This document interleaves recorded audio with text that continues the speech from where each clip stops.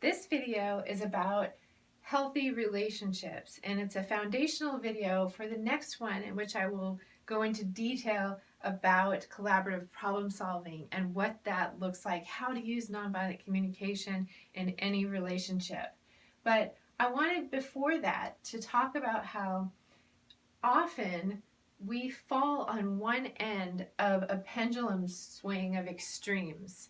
I noticed many years ago that my first husband's default was to give to himself or take for himself at the expense of other people. And I had the opposite problem. I would give to other people at the expense of myself. And now both of these are extreme. They're both dysfunctional and unhealthy.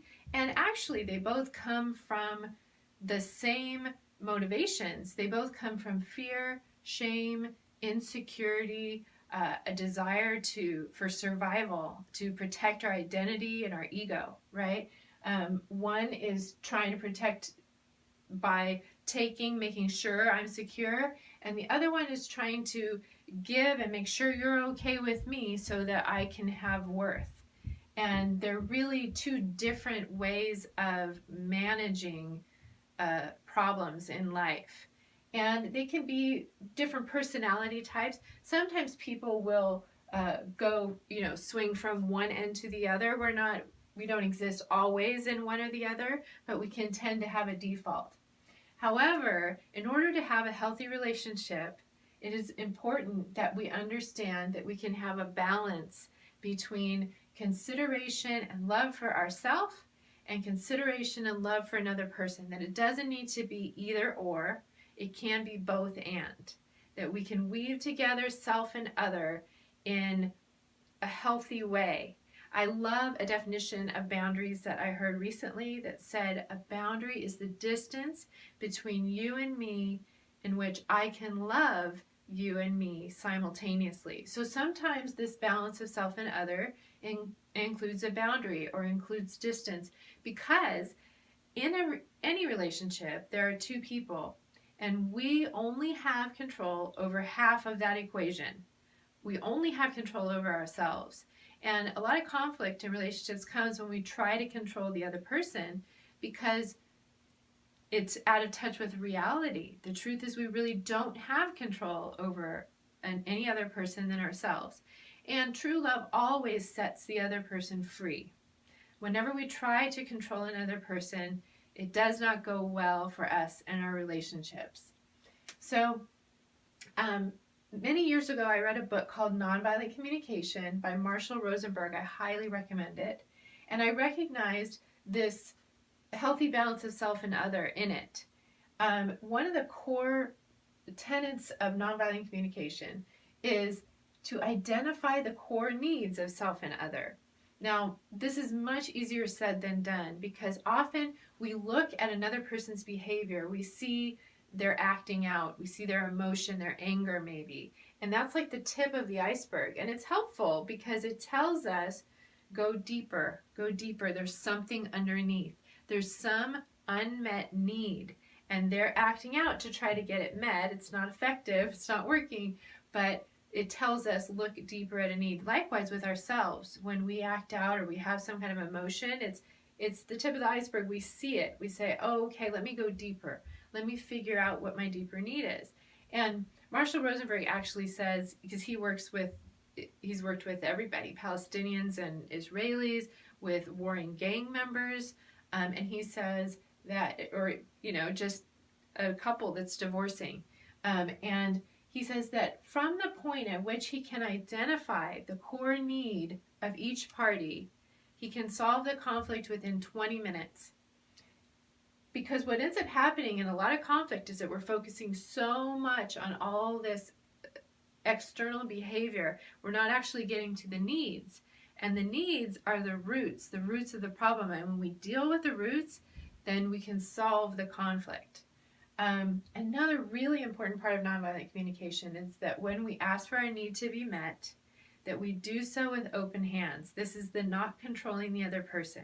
Because often when we ask for our needs to be met, we say either, you better meet my need, Or here, can you meet my need? But if you don't, I'm going to punish you, right? And so we are manipulating and controlling the other person to try to get our need met. Or I'm going to be so nice to you and so nice to you, and will you give me my need? That would be me over here. But then when they don't, we feel resentful and angry at that person inside, right? So we don't have control over another person. When we ask for our needs to be met, we do so without expectation because the other person might not be able to meet our need. Um, and so several years ago, when I read Nonviolent Communication, I thought, this resonates with me, I like this, but how do I do this in parenting? Because it had been so ingrained in me that I'm the parent, you're the child, I make you do what I want because I know better, right? And this is the paradigm that we have in our culture in parenting, teaching, any kind of authority structure, business, politics, anything. We believe that the authority kind of has the right to use punishment and reward to get the person to be in line, right? And we use this also in peer relationships, but it's kind of more condoned in authority structure. And so finally, I read a book by Dr. Ross Greene that's actually called Raising Human Beings, and he talks about collaborative problem solving. And I saw right away that he's presenting how to use nonviolent communication in parenting, and he presents it specifically, a specific plan, exactly how you do it. And so from the point that my husband and I started using it, it was revolutionary as far as actually solving conflicts and not having this constant back and forth with our kids. But it can be used in any relationship, with your spouse, with your boss, with your friend, with your sibling, with your parent, anyone. It's really, really effective. And that's why I'm a proponent of it. I would say to try it out yourself and see. Often we're using plan A. He talks about plan A, plan B, and plan C. Plan A is the default, like I was talking about culturally. We use control, manipulation, aggression, fear, shame, bribery, aka rewards, right? To try to get the person to meet our needs or do what we want them to do.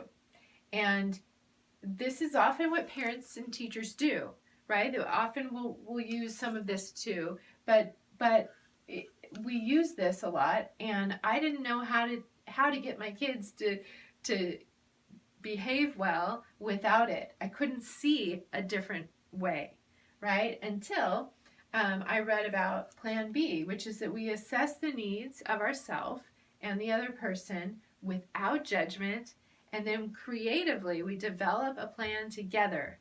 And if it doesn't meet the needs of both, it's not a plan. And so this takes a lot of time initially, but it saves so much time in the long run because you're actually dealing with the roots, you're getting the needs met, and it doesn't keep coming up over and over again. Plan C is just, it's not now. We're not going to deal with this conflict right now. We're going to save it for later. And that's a viable option because when you have conflict with another person, you don't want to be dealing with lots of different conflicts at once. You want to focus on one at a time so that you can give all your attention to it and actually solve it. And sometimes conflicts feel urgent in the moment, but they actually can wait a little bit. We can learn to be patient because when we actually solve it, we're going to solve it. Finally, I just wanted to say that the foundation of nonviolent communication and collaborative problem solving is, like I said, I do not control you, I control myself. Just getting really clear on the fact that I have control over myself. What can I do? And not trying to control the other person.